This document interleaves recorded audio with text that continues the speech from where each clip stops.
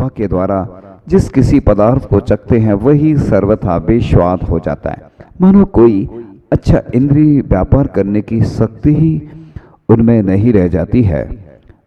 उनके शरीर अशुभ नाम कर्म के उदय से अशुभ अंगोपांग, स्पर्श, रस, गंध, वर्ण, स्वर वाले और बीभत्स तथा निर्लज, अंडज की आकृति वाले होते हैं। उनका संस्थान हुंडक होता है। उनके शरीर क्रूर, बीभत्स और भयंकर दिखते हैं।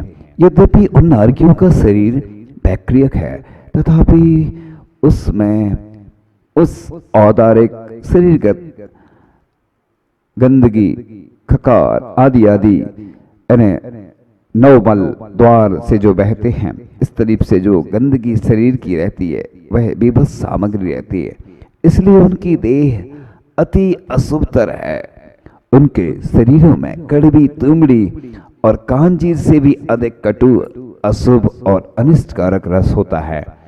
और बिल्ली, ऊंट और सर्प आदि जीव के मरे हुए शरीर से जो दुर्गंध आती है उससे भी कहीं अधिक दुस्सह और घृणास्पद दुर्गंध उन्नार की जीवों के शरीर में आती है।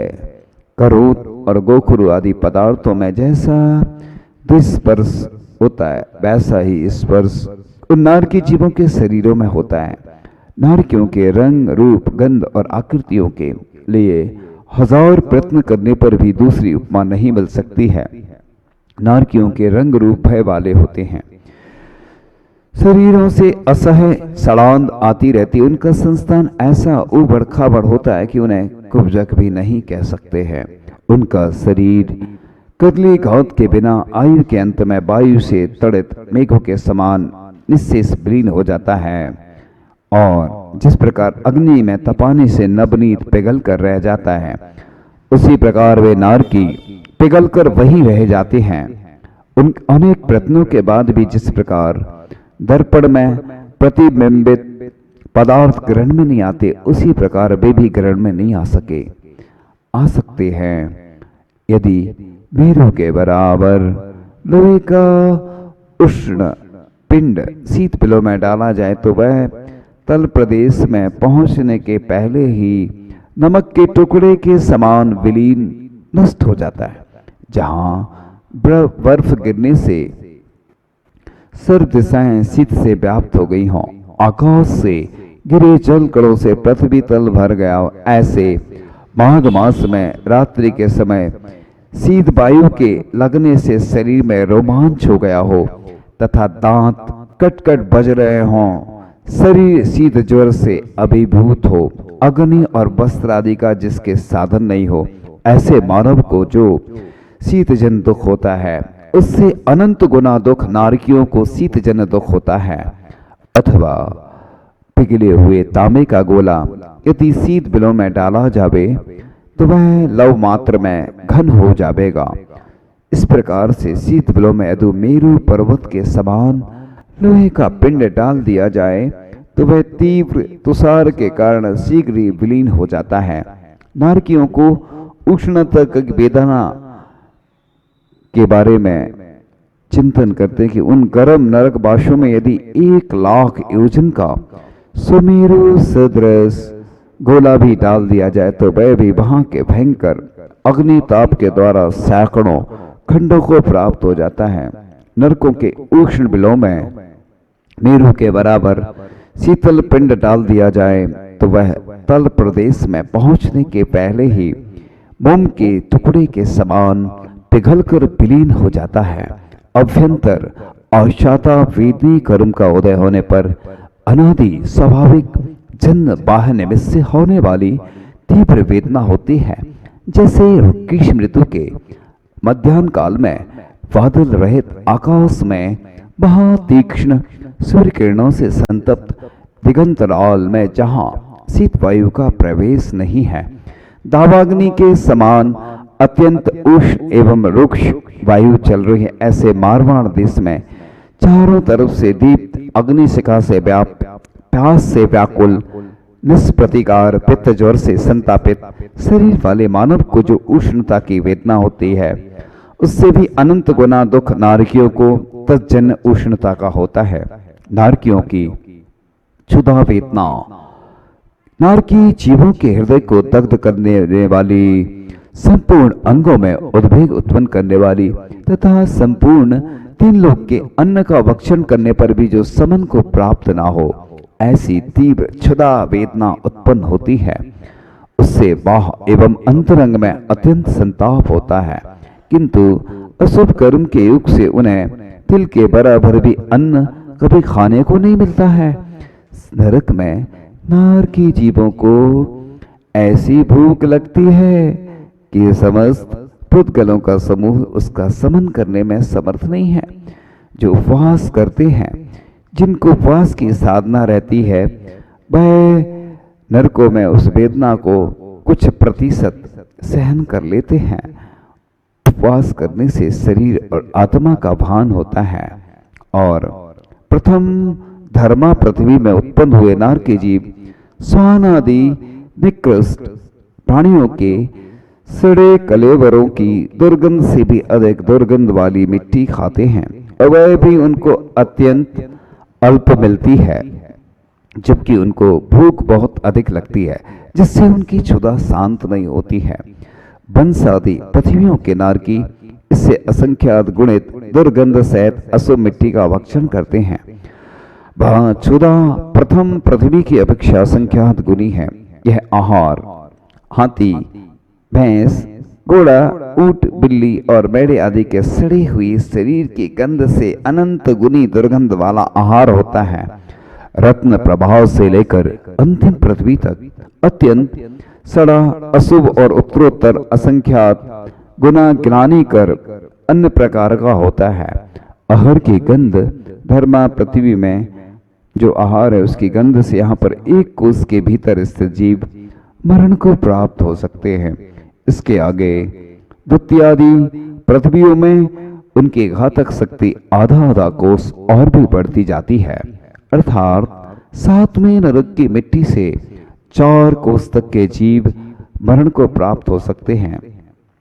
प्रथम पृथ्वी के प्रथम पटल की मिट्टी से यहाँ के आधा कोस के जीव इसकी दुर्गंध से मर सकते हैं, मरण को प्राप्त हो सकते हैं। इससे आगे के पटलों की माटी से क्रम से आधा आधा कोस अधिक के जीव मर जाते हैं, अर्थात ना 7वें नरक के 49वें पटल की गंध से यहाँ के 24 कोस के जीव मरण को प्राप्त हो सकते हैं। नारकी जीवों की प्यास की वेदना कृपा किस प्रकार से होती है, तो नरकों में तृष्णा बड़ा अग्नि के समान इतनी उत्कृष्ट होती है कि समस्त समुद्रों का जल भी पी ले तो नहीं मिटती है। इस प्रकार से हम जब दिन भर खाते पीते रहते हैं, इसलिए उस वेदना को जो सहन करते हैं वो महान निर्जरा करके उच्च पदों को प्राप्त होते हैं। समुद्र के संपूर्ण जलपान द्वारा भी जो समन को ना प्राप्त हो, ऐसी सर्वांगों को शोषित करने वाली तीव्र वेदना उन नारकी जीवों के उत्पन्न होती है, जिससे शरीर अति दग्ध हो जाता है और वे नारकी जीव निरंतर अति बेहवल होते रहते हैं। फिर भी पाप कर्म के उदय से उन्हें एक बिंदु मात्र भी जल पीने के लिए प्राप्त नहीं होता है। नारकी खारा, गर्म, तीक्ष्ण बैतरणी नदी का जल पीते हैं। वह बैतरणी नदी कैसी होती है? नरक की बैतरणी नदी में करतरी कैंची के समान तीक्ष्ण जल के आकार परिणत हुए दूसरे नारकी उन नारकियों के शरीरों को अनेक प्रकार की दुस्सह पीड़ाओं को पहुंचाते हुए छेदते हैं। बैतरणी नदी के जल में नारकी, कछुआ, मेंढक और मगर आदि जलचर जीवों के विविध रूप धारण कर एक दूसरे का भक्षण करते हैं। नरकों में मांस रूप कीचड़ और क्षार एवं दुर्गंधित रक्त रूप जल की कल्लोलों से व्याप्त बैतरणी नाम की नदी है। नरकों में बिलावे के रस से भरी हुई बैतरणी नाम की नदी होती है। नरक में चलते उबलते हुए जल से भरी हुई बैतरणी नदी है। इन नरकों में नारकियों को 5,68,99,584 प्रकार के रोग होते हैं। नारकियों की विक्रिया अशुभतर होती है। नारकी जब विचारते हैं कि शुभ करेंगे परंतु अशुभतर ही करते हैं। स्वर्गों में असाता असाता भी साता के रूप में आती है और नरकों में जो साता है असाता में बदल जाती है। उधर सब कुछ पाप कर्म की वजह से अशुभ ही अशुभ मिलता है। शुभ करने की सोचता है, विचार करता है कि मैं अब बुरे कार्य नहीं करूंगा जिससे मुझे यहाँ फिर से नहीं आना पड़े। नरकों में कष्ट ही कष्ट हैं, स्वर्गों में सुखी सुख होता है, लेकिन फिर भी हम ऐसे पाप के कार्य करते रहते हैं। अब नारकी जीव चक्र, बाण, सूली आदि आदि ऐसे अस्त्र शस्त्र, वन एवं पर्वत की आग तथा भेड़िया, व्याघ्र आदि पशुओं के छाल के अनुरूप परस्पर में सदैव अपने शरीर की विक्रिया करते हैं। वे गहरा, बिल, धुआं, वायु, अत्यंत तपा हुआ, छप्पर, यंत्र, चूल्हा, चक्की और दरबी इनके आकार अपने अपने शरीर की विक्रिया करते रहते हैं। और नारकी सुकर, दावानल तथा सोड़ित और कीड़ों से युक्त सरेत, ग्रह, कूप और बापिक आदि रूप पृथक पृथक रूप से रहित अपने अपने शरीर की विक्रिया करते रहते हैं। नारकी परस्पर इस प्रकार से दुख क्यों देते हैं? तो निर्दय होने से श्वान के समान एक दूसरे को देखकर नारकियों के क्रोध की उत्पत्ति हो जाती है।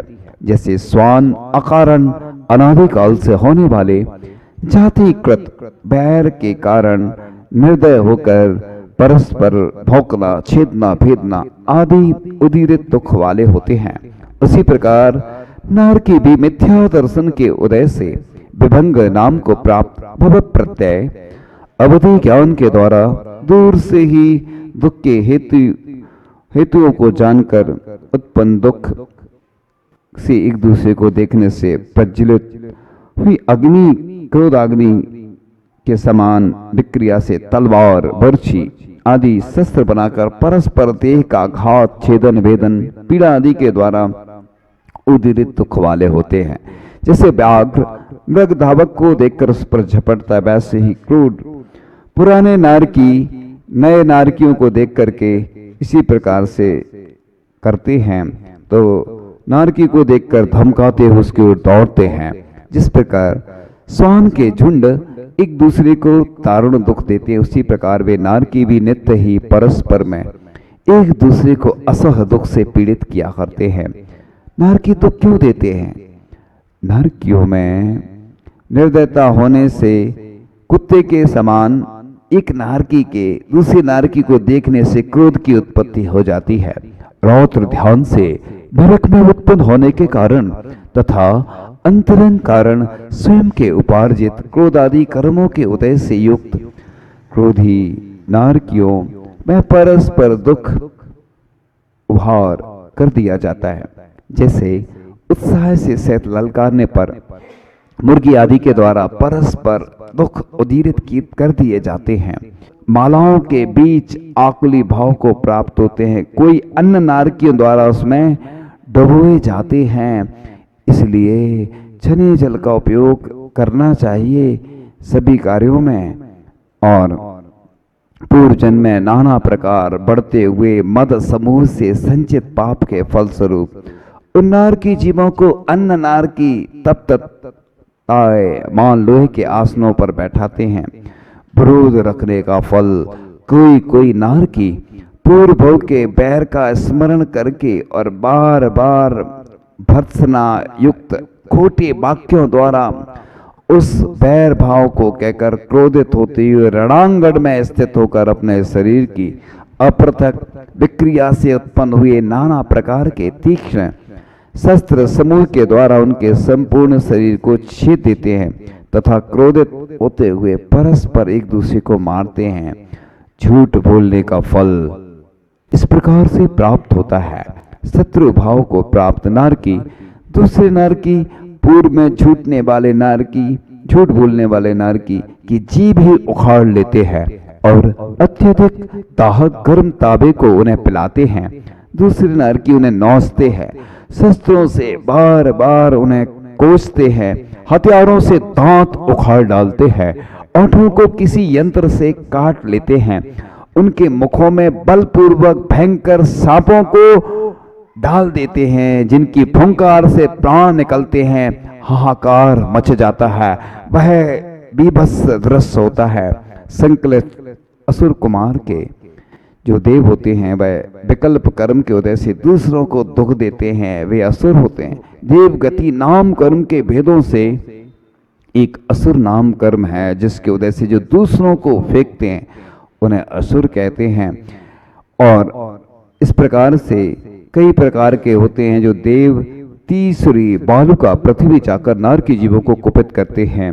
किस प्रकार से दुख देते हैं, युद्ध से आदि से हतोत्साहित होकर खड़े हुए किन्हीं दीन नारियों को दुष्ट अभिप्राय वाले असुर कुमार देव आकर पूर्व भव की याद दिलाते हुए पूर्व वैर के कारण आपस में एक दूसरे नारकियों को युद्ध में लड़ाते हैं और स्वयं सुख की प्राप्ति के लिए महा हिंसानंदी रौद्र ध्यान करते हैं।